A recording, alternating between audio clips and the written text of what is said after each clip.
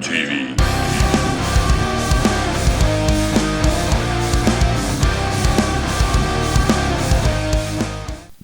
Hello metalheads, this is Kayo. Right next to me, this is Head from KoRn, and today we're gonna do a special interview about the KoRn history.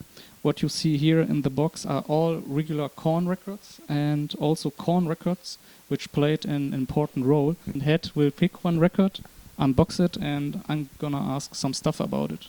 All right? Very clever. Here I go. These are records where you don't play anything on that. It's like the dubstep record and KoRn Free, and these are all records where you played. Okay. Am I opening them all? Yeah. No, not all, but Okay. a couple of records. The Untouchable records. Untouchables. Yeah. So, is it true that this record was the most expensive KoRn record? If yes, why? Yes, because we were idiots, and the record company just gave us money, and so honestly, there was a lot of problems at home. People were getting divorced, and like two of us, and so we needed to escape from home, and then we went and rented like beautiful houses, like 4, and then it was crazy time. Is it also true that this record led the band in debt? In debt? I don't know if that's true. I mean, I think we got a lot of money from our label, so I think we're in debt for forever. But I don't think that put us in debt. I don't know. Might have been a combination of things. Yeah. How was your reaction and the reaction of the record label when you guys found out that the unmixed version of that record showed up on the internet 2 months before the release? Oh, that happened, huh? Yeah. Yeah, that was shocking. I think that's when that was just starting. When records were getting released early or pirated or whatever. So yeah, did not make us happy, but it sold a lot still, you know. Yeah. So that's true. Yeah. Yeah, cool. Very cool. So Where do I put this now? Back in?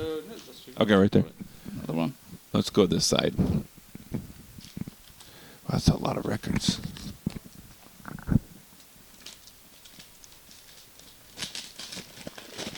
The Deadsy record. Deadsy. Yeah. Old friends from the Yes, I just saw him last year. I think he's living in Europe. Yeah, in Cologne. So now you know places where I've lived. That's my Deadsy impression. Yeah, very cool. Great guys.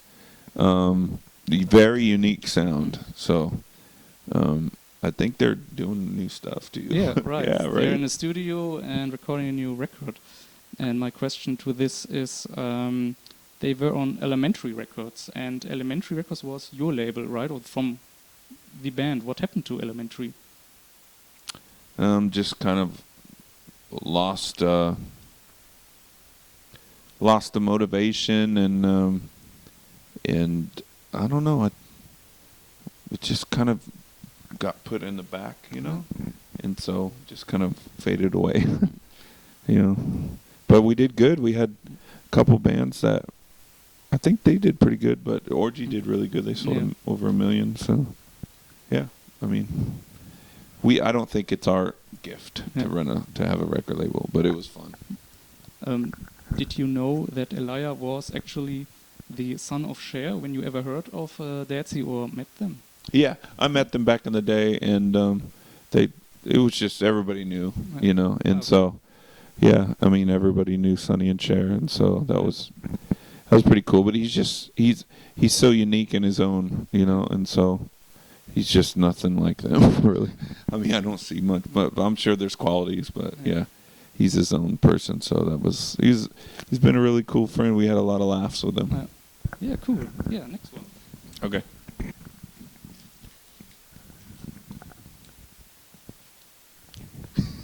corned beef. Is that what it is? Yes. It's from my grandpa's TV magazine, which I stole. Oh yeah, Life is Peachy. Life is Peachy. That was our second record, and we put it together really quick, like 2 months. Yeah. And so, but once we wrote Twist, the song Twist, I was like, that's all we need. That's just insane. And I knew that we were supposed to start the record with it. Yeah. Because it was so far out there. So that's cool. Yeah. Do you remember what kind of influences you had back then? Yeah, I think it just bands like Faith No More and Sepultura and Pantera. A lot, just groove. The groove and Biohazard or whatever. Just we love the groove, and so that was their influences on us, and then other melodic bands too, like Smashing Pumpkins even. Yeah, but yeah, I mean you can't really hear it, but it's just the melodies they had. They would go major a lot, and we would go minor, but then we started doing major a little bit more, and it still sounded like KoRn, so that was cool. You received your first Grammy nomination for No Place to Hide. How does it feel at that time? I mean, you released your second record and, wow, a Grammy nomination. I didn't remember that. Really? Yeah. Wow. Well, I feel really good right now about it. I had forgot that happened. That's mind-blowing, because it's like 3 years before that, I had a beat-up, ugly car with dents in it. And then Grammy Award, like 3 years later. So that's unheard of, For this record, you worked also with Ross Robinson again. Yeah. So what was your decision after the first record, maybe not to choose a different producer? Just because he helped create our, he taught us a lot. Like as far as the guitar melodies underneath some of the choruses and everything, just to build everything. Yeah. He taught us a lot about that, and so I really learned a lot from him, and so it just was. I felt like it was meant to be, that we do more with him. But then when we started honing our craft better, getting out on our own, the third record we pretty much put together ourselves, and just had producer input to make it the best it could sound. But yeah, it was time for us to fly on our own. Yeah. That was it. But yeah, it was good with Ross, that record. Some of the songs I don't like on there, but you got some good ones, so I'm pleased. I really like the song She, which named after Xi Sheng from the Deftones. Are you still close with the Deftones? No. Okay. When we see them, it's like, hey, bro, what's going on? But we're not close with them. They just like to do their own thing, and we would like to tour with them again one day, but I don't think they want to. So, but it's all good. When we see them, we just don't talk about touring. Okay. We're just, hey, bro, good. How's the family? Yeah. Stuff like that. Yeah, cool, man. Here, the next record. Okay, I'm going over here again. Yeah. So all these are? It's KoRn records, and these are records which had an impact or, And the green is not me. Yeah. I'm not picking those. Are you talking to any other band member? No, just you. Well. The big one. Follow the leader. This is the one that we wrote a lot on our all of it on our own. The whole band wrote everything on our own. I mean, we did that with the other ones too, but I'm talking like took a time to write, And so that was really cool. Crazy time. We spent a lot on alcohol to make the record, and we were out of control. Not good. Is it true? Nearly $30,000? Somewhere around there. I knew it was like that many figures. Could be anywhere from. I thought it was anywhere from like 10 to 30 or something in there. Man, it's stupid. But the record company would just pick up the bill, so we were like, yeah, cool. Why not? Right? Yeah. And we were in a bad place. And what about the producers? I mean, you did all these big parties and everything. The producers, I know, they are there for keep everything under control and say, hey, please do this, do that. Did they also party, or how was their reaction? Well, one of them did, but we had to let him go because he was sleeping on the couch the next day, and you know we would party too, but it was like we knew when to not go overboard, you know. Sometimes. Anyway, we needed someone that was responsible, and so I don't think it was all the time, but I think sometimes it just turned into a big like one night would be crazy, and then we'd go back to chill a little bit, you know. That's cool, man. But it was like drinking every day, just maybe not over the top. So. You became bigger, and also the budgets for the music videos became also more and more and more. And in the music video "God for Life," you smashed a Ferrari. For this, do you think record labels would do these in 2017 again, to spend such amount of money into music videos? Well, there was no engine inside of it, so it was a lot cheaper. As far as I know, that was just like a shell, you know. And that's what they do, the movies and all, and so we got a hold of someone that was involved with the movies, and we give cars like that, because you can't wreck that's just stupid, you know. So, yeah, I think I'll wreck a Ferrari now as long as it's a shell, because they're cheaper, you know. And Eminem is also inside the video and got the life at the end of it. Yeah, he is. So do you know that? We're playing a show with him in August, and I'm going to go find him and ask him if he was there. There are screenshots on the internet, and I looked yesterday also the music video, and he's inside the music video. So I asked myself if you got maybe, when was it released?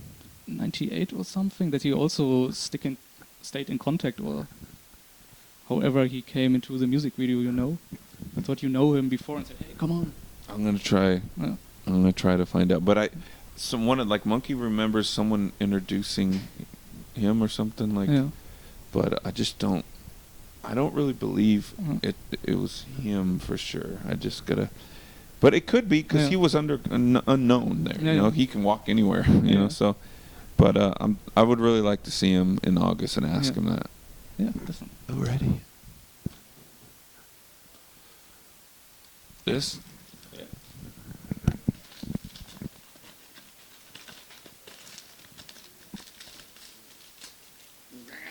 Christmas. Oh, issues. I keep picking the good ones. Yeah, definitely. The record was released just 1 year after Follow the Leader.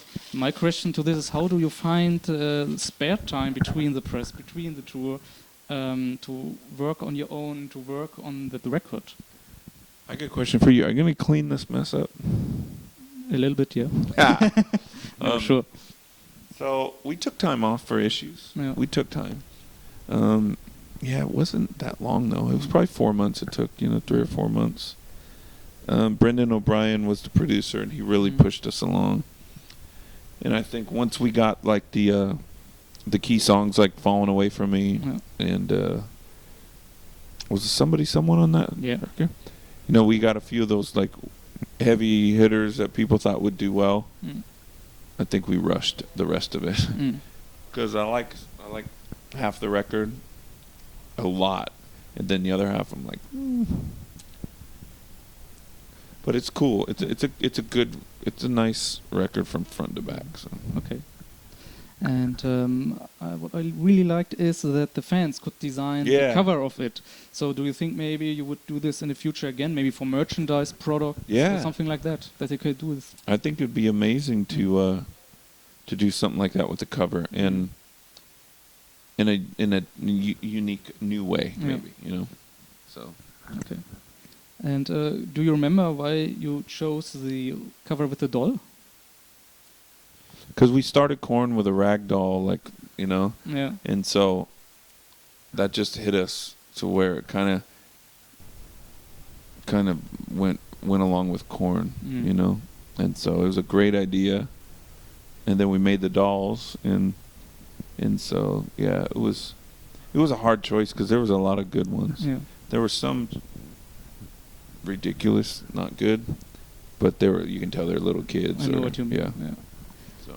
For the video Falling Away From Me, Fred Durst directed this video, and you toured also with Limp Bizkit in December, or was it in England? So do you think maybe you would do this in mainland in Europe again with Limp Bizkit to do a tour together? Maybe in the future, we don't know, but we had fun. They're great guys, you know, and they're an incredible live band and everything. So. Yeah. Okay. Cool. So at least, please, let's talk a bit about your new record. Okay. The Serenity of Suffering. Yes. I have to say, I really, really like this record because it's fresh, it's heavy, it compares everything like the best of KoRn. You know, and I'm also a graphic designer, and cool. I see also some quotes from the past. For example, the doll from Issues. Yeah. You always chose a kid on your cover. Is it something like a running gag that you chose kids in the past on your cover? What's the story behind that? I don't know. I think we started out, and it was about a lot of the lyrics were about, you know, childhood issues, you know, and pain, processing pain from that, and so. I think it just became a thing, you know, and I think we all have the inner child still inside of us, you know, and so that could symbolize all kinds of things like that. But and it just looks, I don't know, I love the innocence of it, and it's like we're all in this world, you know, and there's innocent and evil everywhere. So it just, I love the carousel, but it's just weird. Yeah, and KoRn's always been weird, you know. My favorite track on that record is Everything Is Falling Apart. And really? I know that you stated in an interview that's some kind also about your past, what happened. Everything. My question to this is, do you remember the mood you were when you wrote that song? It was actually a really good day, and it wasn't a bad day. And I went to an engineer's house. Yeah. And I wrote it with an 8-string. Yeah. Me and Monkey were trying to 8 strings. Yeah. And so that was the first, I wrote half of it, and then Monkey like helped finish the rest of it. Yeah. And it was awesome. And just the verses, you know, just that really melodic and that so really I loved it. And so when Jonathan heard the 8-string, he said, "No 8 strings." And then we switched it to 7-string. Yeah. And it translated over to 7-string really good. So I was praying that it would be one of the keepers, you know, and it turned out good. So yeah, and the chorus is so different, you know. Yes, everything falls apart, you know, and then the bridge. It sounds like he's losing his mind. Yeah, definitely. Which is perfect. Nothing in my head. There's nothing in my head. It's like somebody a straight jacket. Yeah. You know. Yeah, cool, Head. I see our time is running out. I want to thank you very much for your time. Hope we can do this in near future again. And at least, is there anything you want to share with your fans? Just that we are so thankful to be able to do this 23 years, you know. And I was gone. I couldn't do it 23 years. I couldn't travel anymore. And so just thank you to all you fans that are still here. And we're having an exciting record cycle, and we're selling out a lot of places, and so we're really pleased and look forward to the future. Thank you, Ed. Thank you. See you next time. Great idea. That was fun. Yeah, thank you. Metalhead TV.